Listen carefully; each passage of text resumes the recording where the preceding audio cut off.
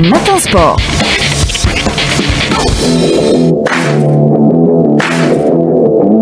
Je suis avec Rostom Yahya Sherif, bonjour. Bonjour. Alors Rostom, ça va ce matin? Ça va et vous? Ça va? Tranquillement, je suis pas un retardateur. Non, non, pas du tout. Vous étiez là, je vous ai vu, vous étiez là à 6h30. Même pas. Bah oh, bien avant. Même pas, bien avant. 6h30. 5h30 plutôt. Ah, oui, comme ouais, ça, voilà. à peu près. Un matinal. Alors on va entamer tout de suite ce matin sport avec le mondial de handball. La sélection nationale qui affronte ce soir l'Italie. Dans un match qui peut être qui est important pour la sélection nationale, ça sera à 18h à la salle de Jyske Bank Boxen à Herning, la ville d'Herning au Danemark. Je rappelle ce championnat du monde qui se déroule dans 3 pays, le Danemark, la Norvège et la Croatie. L'Algérie qui évolue dans le groupe B en compagnie du pays hôte, le Danemark, triple champion du monde en titre.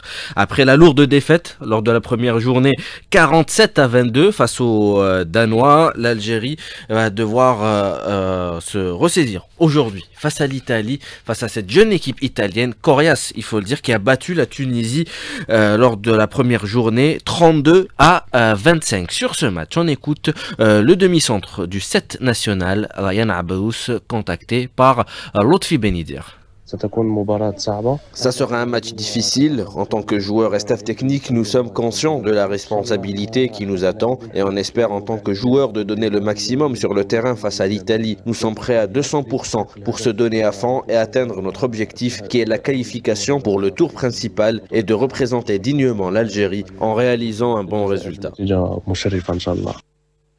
Un bon résultat pour espérer passer au prochain tour, puisque je le rappelle, dans chaque groupe, 3 nations se qualifieront pour le tour principal. Donc une victoire nous permettrait de se qualifier au prochain tour en attendant le dernier match face à la Tunisie également, qui sera donc un derby maghrébin entre Algériens et Tunisiens. La Tunisie qui affronte ce soir à 20h30 le pays hôte, le Danemark. Il y aura également d'autres rencontres comme le Koweït qui affrontera la France à 18h et le Qatar face à l'Autriche à 20h30, Espagne, Chili, Suède, Japon, Slovénie, Cuba et Islande, Cap-Vert.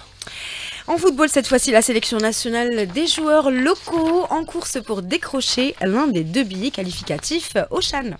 Oui, l'équipe nationale des APRIM, comme on l'appelle, composée des joueurs locaux, sera en course pour disputer l'un des 2 billets qualificatifs supplémentaires en vue du 8e championnat d'Afrique des Nations de 2024, reporté à 2025, prévu en août prochain. C'est ce qu'a annoncé hier la Confédération africaine de football, juste avant le tirage au sort de la phase finale effectuée hier soir au Kenya, à Nairobi. La Fédération algérienne de football, qui a renoncé une première fois à la participation de l'Algérie à cette compétition, a décidé de revenir sur sa décision, d'autant que la date du déroulement du tournoi était officiellement reportée, alors qu'il devait se jouer du 1er au 28 février dans 3 pays, le Kenya, la Tanzanie et l'Ouganda.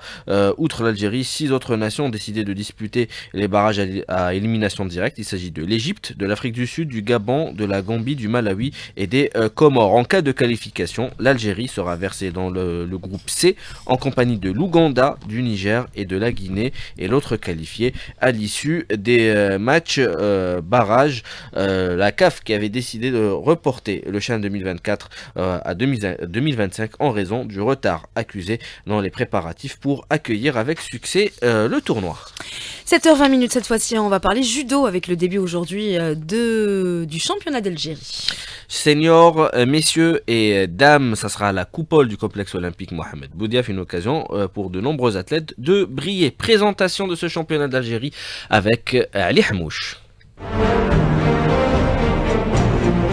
C'est la rentrée des classes pour le judo algérien à l'occasion du coup d'envoi ce jeudi du championnat d'Algérie seniors dames et messieurs. Un rendez-vous qui s'étalera jusqu'à ce samedi au niveau de la coupole du complexe Mohamed Boudiaf.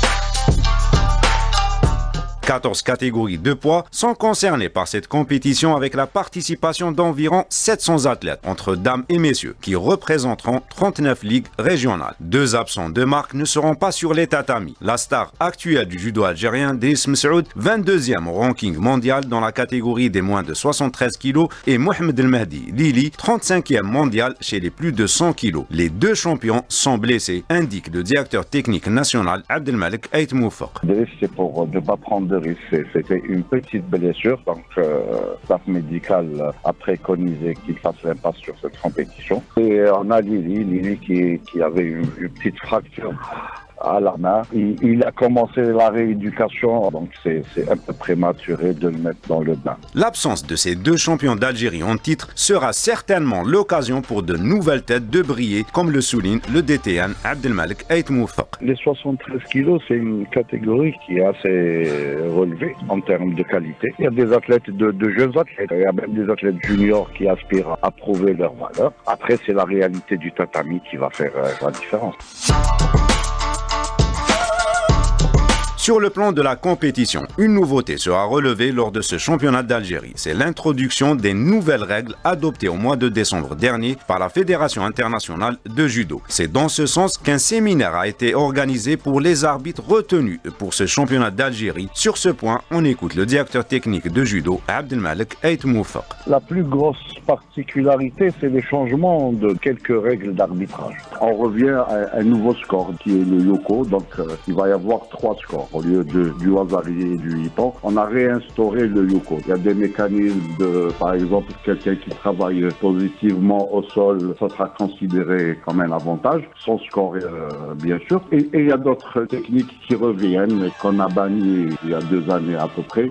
Par exemple, le Sionage reverse qui revient, qui n'est plus interdit. En gros, il y a 10 points de nouveauté. Et comme à chaque championnat national, la direction technique de judo mettra à profit cette compétition pour évaluer le niveau des athlètes et espérer éventuellement repérer certains qui pourraient intégrer les différentes sélections nationales, comme l'espère le DTN Abdelmalek Ait Moufaq. Il y aura sûrement des athlètes qui vont confirmer, il y aura des athlètes qui vont émerger. C'est un objectif éternel, c'est tout le mal qu'on espère. Et c'est la loi du sport. L'important, c'est que le judo progresse et que les meilleurs soient récompensés à la fin. La compétition débutera ce matin à partir de 9h avec les tours préliminaires dans les catégories suivantes. Les moins de 60 et 66 kg chez les messieurs, les moins de 48 kg, 57 kg et 70 kg pour les dames. Les finales sont programmées à partir de 16h. Alors si vous êtes du côté de la coupole, n'hésitez pas à aller assister à ce championnat d'Algérie de judo.